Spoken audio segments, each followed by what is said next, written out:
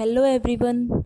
आज का हमारा नेक्स्ट टॉपिक है विटामिन डी, जो अफेक्ट करता है प्लाज्मा के कैल्शियम लेवल को। अगर विटामिन डी की बात करते हैं तो विटामिन डी क्या है? It is a collective name given to antirachitic substances synthesised in body and found in food activated by UV radiations. वो सब्सटेंस जो हमारी बॉडी में सिंथेसाइज होते हैं और जो हमें फूड से मिलते हैं, जो कि एंटीरेक्टिक एंटीरेक्टिक मीन्स जो रिकेट्स को क्योर करते हैं और ट्रीट करते हैं, उन्हें हम विटामिन डी कहते हैं। उनका कलेक्टिव नेम विटामिन डी है। इसके 3 टाइप हैं, D1, D2, D3। D3 है हमारा कोलेकैल्सिफेरोल। ये हमारी स्किन में सिंथेसाइज होता है। जब यूवी रेडिएशन हमारे स्किन के ऊपर पड़ती है तो ये सिंथेसाइज होता है। फिर हम D2 की बात करेंगे तो इसका नाम है कैल्सीफेरोल। ये प्रेजेंट होता है इरेडिएटेड फूड में, जैसे कि यीस्ट, फंजाई, ब्रेड और मिल्क। उसके बाद करेंगे D1 मिक्सचर है एंटीरेक्टिक सब्सटेंसेस का, जो फूड में से मिलता है हमें। इसकी सिर्फ हिस्टेरिक इंटरेस्ट है। विटामिन डी की अगर हम एक और डेफिनेशन देखें तो ये है, it is a group of fat soluble secosteroid responsible for increasing intestinal absorption of calcium, magnesium and phosphate ion and multiple other biological effects। तो ये फैट सोल्यूबल विटामिन है जो कि हमारे इंटेस्टाइन में कैल्शियम, मैग्नीशियम और फॉस्फेट और कुछ और बायोलॉजिकल इसके इफ़ेक्ट हैं। ह्यूमन में जो मोस्ट इम्पोर्टेंट कंपाउंड है इस ग्रुप का, वो है विटामिन D3 और विटामिन D2। विटामिन D3 का नाम है कोलेकैल्सिफेरोल और विटामिन D2 का है ergocalciferol. Sources of vitamin D.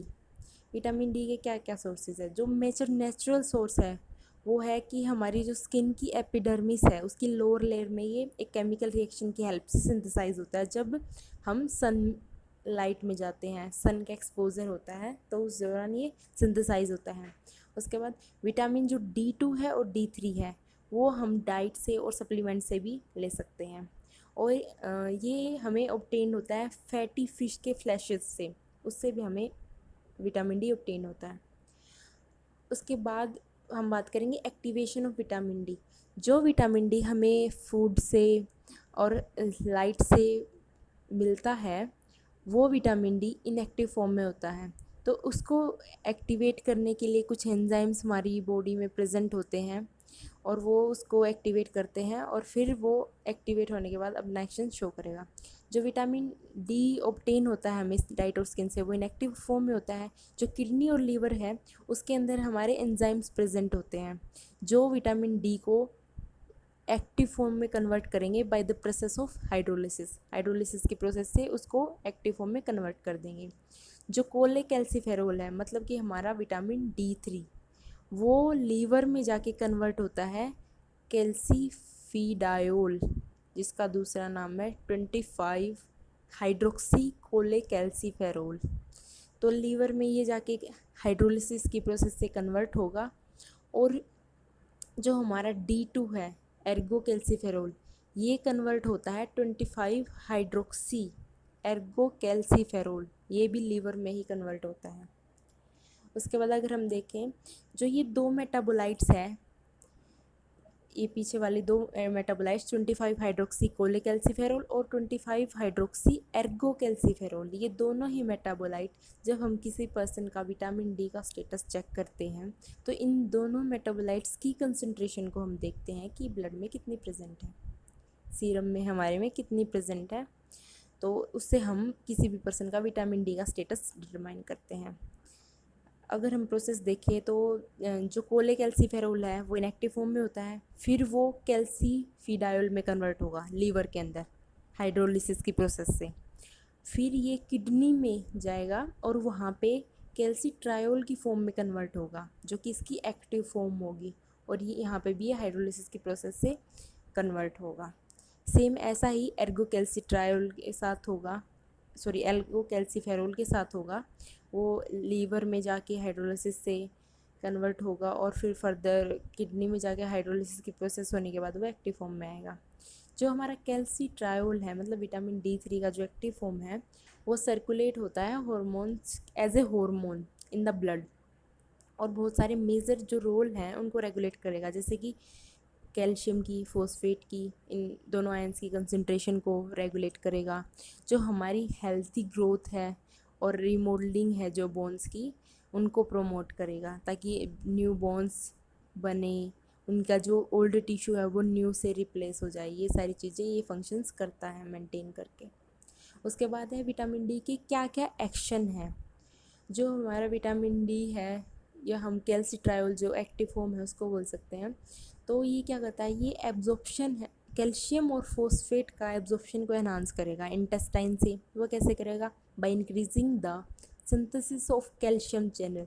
जो कैल्शियम के चैनल हैं और कैरियर प्रोटीन है कैल्शियम के लिए, उनकी सिंथेसिस को इंक्रीज़ कर देगा।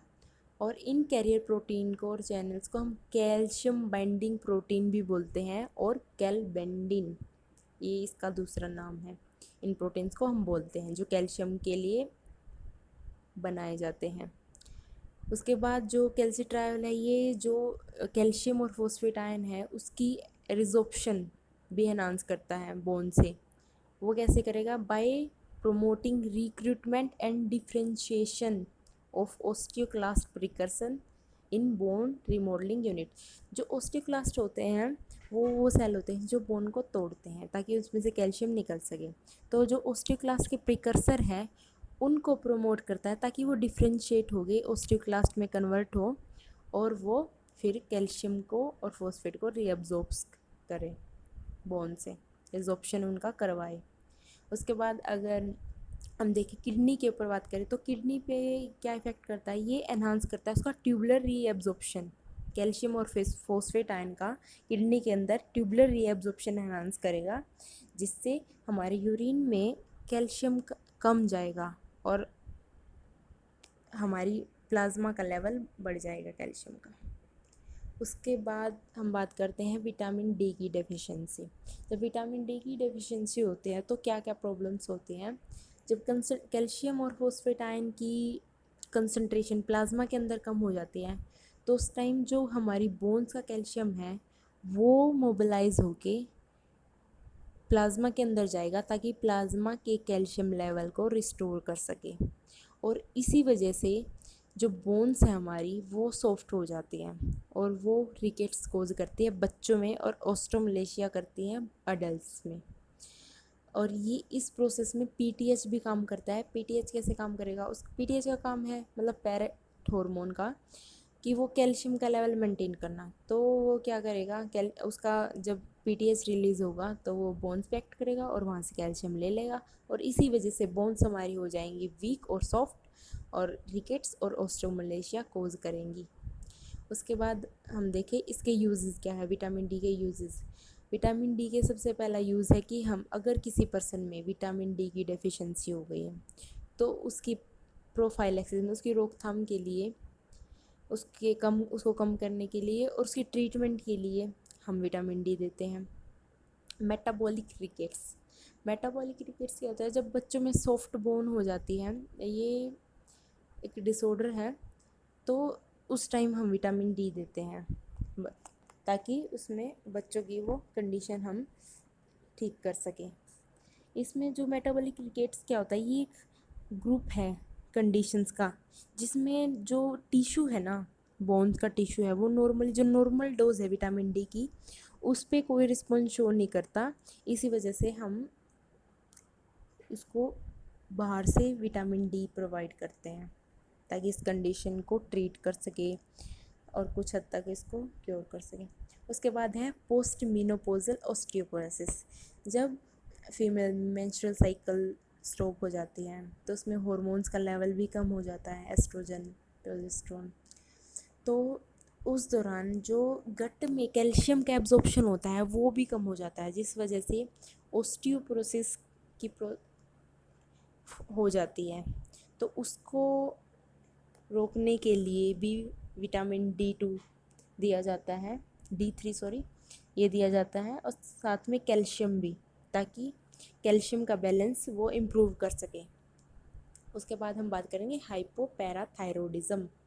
हाइपोपैराथायरॉयडिज्म से अगर आप समझ सकते हो तो ये हमें पता लगता है हाइपो मीन्स कम और पैराथायरॉयडिज्म मतलब पैरेट हार्मोन का लेवल कम। जब पैरेट हार्मोन का लेवल कम होगा तो क्या होगा, कैल्शियम का लेवल प्लाज्मा में कम होगा, वो रिस्टोर नहीं कर पाएगा कैल्शियम को।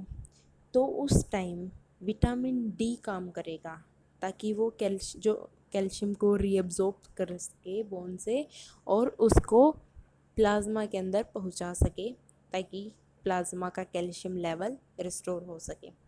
उसके बाद बात करेंगे हम फैनकोनी सिंड्रोम। एक डिसऑर्डर है जिसमें क्या होता है, बहुत सारे आयंस जैसे कि फॉस्फेट, कैल्शियम वगैरह यूरिन में से पास आउट हो जाते हैं और जिससे प्रॉब्लम कोज होती है। अगर हम देखते हैं फैनकोनी सिंड्रोम क्या है, ये एक रेयर डिसऑर्डर है, बहुत कम होता है किडनी ट्यूबुल फंक्शंस का, जिसकी वजह से क्या होता है, एक्सेस अमाउंट में glucose, bicarbonate, phosphates, uric acid, potassium और कुछ अमीनो एसिड जो एक्सक्रीट आउट हो जाते हैं यूरिन से। तो इस कंडीशन में क्या होता है, फॉस्फोरस का, इनका आयंस का लेवल कम हो जाता है। तो फॉस्फेट आयन को के लेवल को मेंटेन करने के लिए हम विटामिन डी को देते हैं। Thank you.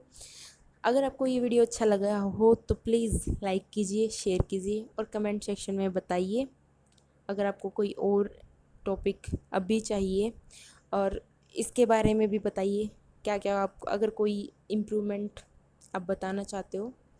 And thank you.